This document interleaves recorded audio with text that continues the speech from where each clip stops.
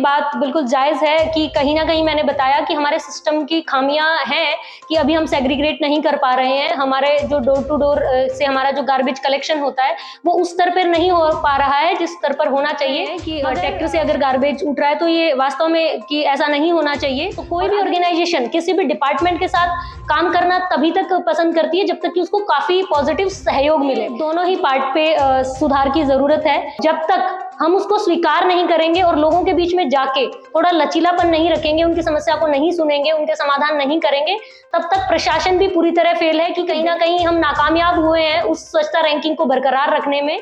और नमस्कार, दैनिक साथी से मैं खुशबू राव। नकारात्मकता से किसी भी समस्या के समाधान तक नहीं पहुंचा जा सकता, लेकिन समाधान के लिए यह भी जरूरी है कि कमियों को दृढ़ता से स्वीकार कर आगे बढ़ा जाए। अक्सर देखा गया है कि कमियां उजागर करने पर अथॉरिटी निराकरण किए बगैर बेतुके तर्क देती नजर आती है। बीते कई सालों से रेवाड़ी की स्वच्छता एम्बेसडर प्रियंका यादव ने जहां स्वच्छता के लिए किए जा रहे सार्थक प्रयास गिनवाए, वहीं कमियों को भी खुलकर सामने रखा है। लेकिन यहाँ पर बड़ा सवाल है कि करोड़ों रुपए खर्च करने के बाद भी इसी तरह व्यवस्था चली तो इतना जरूर है कि स्वच्छता रैंक पर बट्टा जरूर लग सकता है। प्रियंका, कई सालों से आप रेवाड़ी के ब्रांड एम्बेसडर हैं। तमाम लोग आपके प्रयास में दिखते हैं, लेकिन जमीनी स्तर पर जो अभी काम होने चाहिए तो हो नहीं गए। टेंडर दे दिया गया, करोड़ों रुपए का टेंडर दे दिया गया, लेकिन अभी भी हालात सुधरते हुए दिखाई नहीं देते। सर, अगर बात करें हम स्वच्छता अभियान की अपने शहर की, तो इसमें दो ही चीज़ें हैं कि कहीं ना कहीं अगर प्रशासन और हमारे तौर पर कहीं कोई खामियां हैं तो हमें इसको स्वीकार करने में कोई गुरेज नहीं, लेकिन इसके साथ साथ आम नागरिक भी जब तक इससे जमीनी स्तर पर नहीं जुड़ेगा और जब तक इसमें सहयोग नहीं करेगा तो हमारा स्वच्छता अभियान सफल हो ही नहीं सकता। क्योंकि ये अभियान किसी एक व्यक्ति, किसी एक ब्रांड एम्बेसडर या किसी एक विभाग का नहीं बल्कि जन आंदोलन है। तो पूरे शहर के नागरिकों को, चाहे वो सहयोग देने की बात हो, चाहे वो अपनी समस्या रखने की बात हो, क्योंकि चाहे ब्रांड एम्बेसडर हो चाहे सरकारी अधिकारी हो, हम सब लोग पब्लिक के लिए बैठे हैं यहाँ पर और उनकी समस्या का समाधान करना ही हमारी नैतिक जिम्मेदारी है। आपने बहुत कुछ कहा कि सबकी जिम्मेदारियां होनी भी चाहिए, नैतिक कर्तव्य बनता है, लेकिन जब तमाम जो इंफ्रास्ट्रक्चर है वही उपलब्ध नहीं कराया जाएगा तो कैसे सुधरेंगे? आप ये टेंडर जारी किया, तमाम दावे किए गए कि टूट जाएगी, सिगरेशन में काम नहीं होता, गीला सूखा कचरा भी आ गया, ट्रैक्टर जाते हैं, गाड़ियां जानी चाहिए, फिर सुधरने की उम्मीद कैसे कर सकते हैं आप? जी, आपने बिल्कुल सही कहा। टेंडर हमारा हो चुका है डोर टू डोर और लगातार उसमें आगे काम चल रहा है। लेकिन अगर सर मैं बात करूं तो एज ए ब्रांड एम्बेसडर मैं अथॉरिटी नहीं हूं कि मैं कॉन्ट्रैक्ट या किसी से भी डायरेक्टली इस तरह के सवाल जवाब कर सकूं या कोई एक्शन ले सकूं। तो ये सब जो अथॉरिटी हमारी हायर अथॉरिटी है या हमारे मतलब जो भी इससे रिलेटेड जो भी ऑफिसर्स हैं, ये सब उनके मतलब हित तौर की बात है। तो ये सब वो देख रहे हैं। बाकी अपने स्तर पर मैं नियमित रूप से प्रयास कर रही हूँ कि लोगों के सहयोग से हम अपने शहर के लिए कुछ अच्छा कर पाएं। आप ब्रांड एम्बेसडर के अलावा एक नागरिक भी हैं रेवाड़ी, तो जिस तरह से ये डोर टू डोर का तमाम व्यवस्था है, कितने संतुष्ट हैं इस व्यवस्था से आप? सर देखिए, अगर हम लोग बात करें कि व्यवस्था की, तो इसमें हमें कोई गुरेज नहीं है स्वीकार करने में कि कहीं ना कहीं हमारी कुछ चीज़ों में खामियां रही हैं और लगातार उसको सुधारने के प्रयास चारों तरफ से किए जा रहे हैं। मगर मैं उम्मीद ही कर सकती हूँ कि शायद उसमें बहुत जल्द ही कुछ अच्छे सुधार होंगे और हमारे पूरे शहर को पूरी एक अच्छी स्वच्छता व्यवस्था प्रदान की जाएगी। पहले बहाना बनाया गया कि डोर टू डोर कचरा कलेक्शन नहीं है, इसकी चलते इफेक्ट हुई थी, लेकिन अब तो कई महीनों से संडे को गाड़ियां नहीं आती, गीला सूखा कचरा अलग से रहता है, सिगरेशन में तमाम ऐसी जो चीजें गारंटी में रखी गई थी वो अभी भी नहीं है। आप भी देख पाते होंगे, आप कितना फील करते हैं ये चीजें हो पा रही है कि नहीं हो पा रही है? सर बिल्कुल, ये बात बिल्कुल जायज़ है कि कहीं ना कहीं मैंने बताया कि हमारे सिस्टम की खामियां हैं कि अभी हम सेग्रीगेट नहीं कर पा रहे हैं। हमारे जो डोर टू डोर से हमारा जो गार्बेज कलेक्शन होता है वो उस स्तर पर नहीं हो पा रहा है जिस स्तर पर होना चाहिए। मगर शायद बहुत जल्द ही हम एक अच्छा मतलब जो इंफ्रास्ट्रक्चर है वो शहर को देने में कामयाब होंगे और बाकी इससे रिलेटेड जितने भी समस्याएं हैं वो हमारी हायर अथॉरिटी देख रही है, तो ये वही आपको ज़्यादा अच्छे से बता पाएंगे। लगातार आपने टाइम भी निकालते हैं, लोगों को जागरूक करने में कहीं एक बड़ा रोल रहता है, लेकिन जिनकी जिम्मेदारी थी, अभी बात करें ट्रैक्टर से कचरा उठता है जबकि खुले में कचरा जा ही नहीं सकता, तब आप इस तरह के रूल्स और रेगुलेशन बनाएंगे, बावजूद इसकी इतनी लापरवाही, आपको नहीं लगता कि ये हो जाना चाहिए समाधान? जब टेंडर हो चुका था तो समाधान होना चाहिए?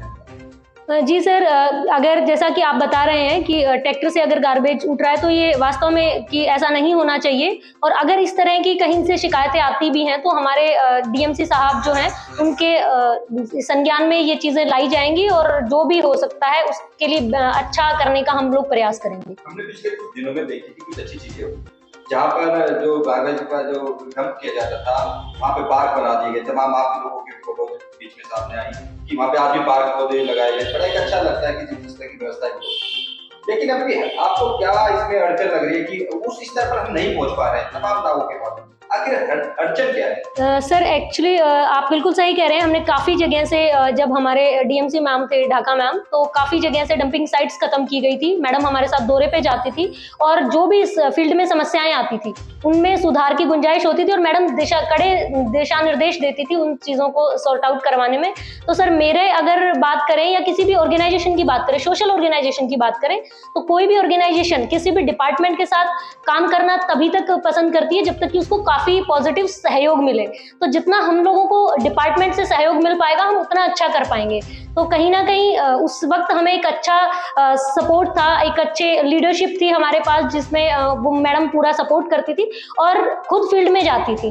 तो फील्ड में जाकर एक अधिकारी भी जब देखता है तो और महसूस करता है और जितनी समस्याएं उनको नोटिस में लाई जाती थी उनका समाधान भी होता था।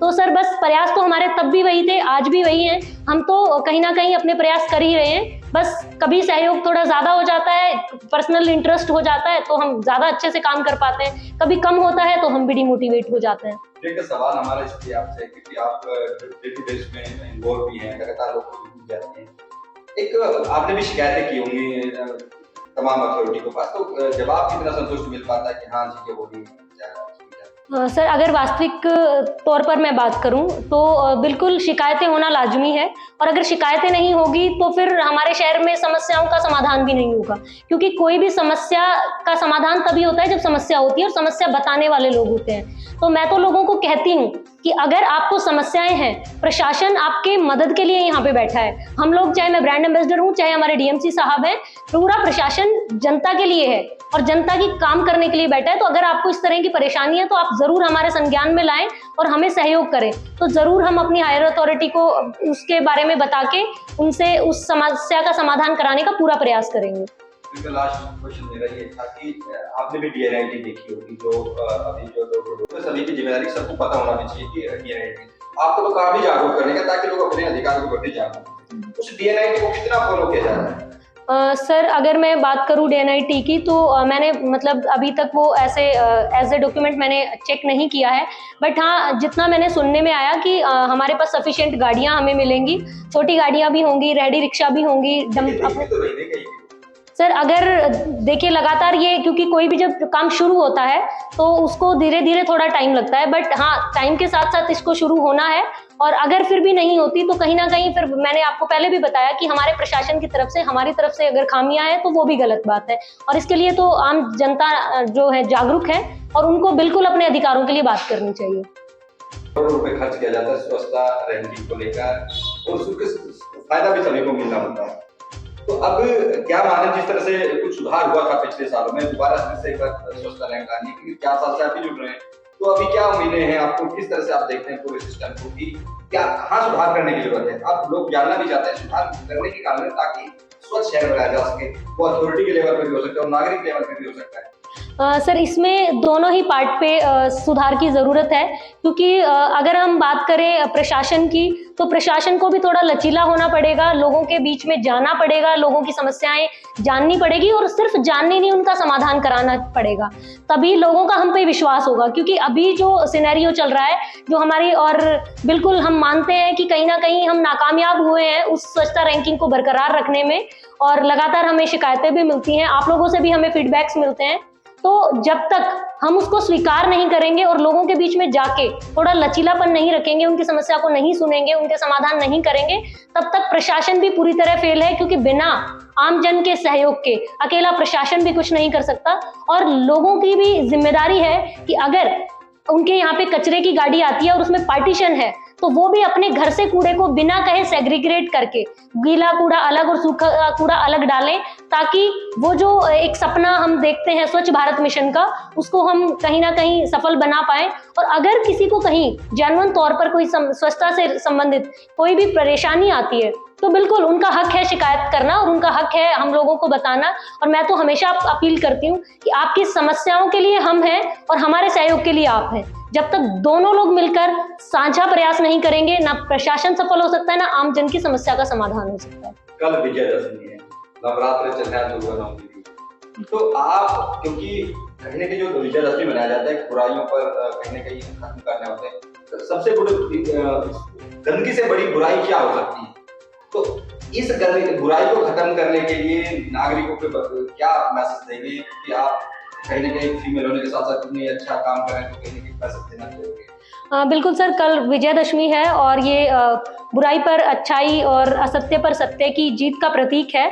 और जो हमारी स्वच्छता की बात करें तो हमें शारीरिक या भौतिक स्वच्छता के साथ साथ ना मानसिक स्वच्छता का भी ध्यान रखना होगा, क्योंकि सबसे बड़ी स्वच्छता वही है। जब तक हम मन से, दिमाग से अगर हम स्वच्छता को नहीं अपनाएंगे, तब तक हम धरातल पर स्वच्छता अभियान को सफल रूप में नहीं देख सकते। क्योंकि आप लोग देखते भी हैं कि मैं तो ब्रांड एम्बेसडर हूँ, मैं दिखती हूँ आपको स्वच्छता पखवाड़ों में, स्वच्छता सर्वेक्षण में, लेकिन हमारे 365 दिन लगातार बिना थके, बिना रुके, हर मौसम में, बारिश हो, गर्मी हो, सर्दी हो, जो लगातार स्वच्छता कर्मी के रूप में आपको चौक चौराहे पर हमारे स्वच्छता कर्मी के रूप में जो हमारे योद्धा दिखते हैं, हम तो उनको भी सम्मान नहीं दे पाते, वो उचित जगह नहीं दे पाते अपने समाज में। और जबकि मुझे लगता है, तो ये मैं पूरे शहर को संदेश देना चाहूंगी कि हम लोग चाहे अपना कर्तव्य निभा पा रहे हैं या नहीं निभा पा रहे हैं, हम स्वच्छता प्रहरी के रूप में अगर खुद को रिप्रेजेंट करें, तो मुझे नहीं पता कि मैं कितनी सार्थक हूं, कि मैं स्वच्छता प्रहरी हूं या नहीं हूं, या मैं कामयाब हो पाई कि नहीं।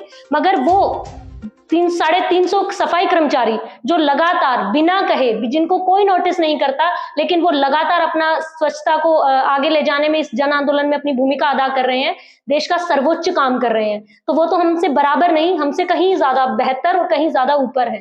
तो उनको वो सहयोग दे, वो सम्मान दे जो उनको मिलना चाहिए। क्योंकि चाहे हम भगवान की बात करें या देवी देवताओं की बात करें, हर जगह पे हर व्यक्ति को एक सम्मान की दृष्टि से देखा जाना चाहिए।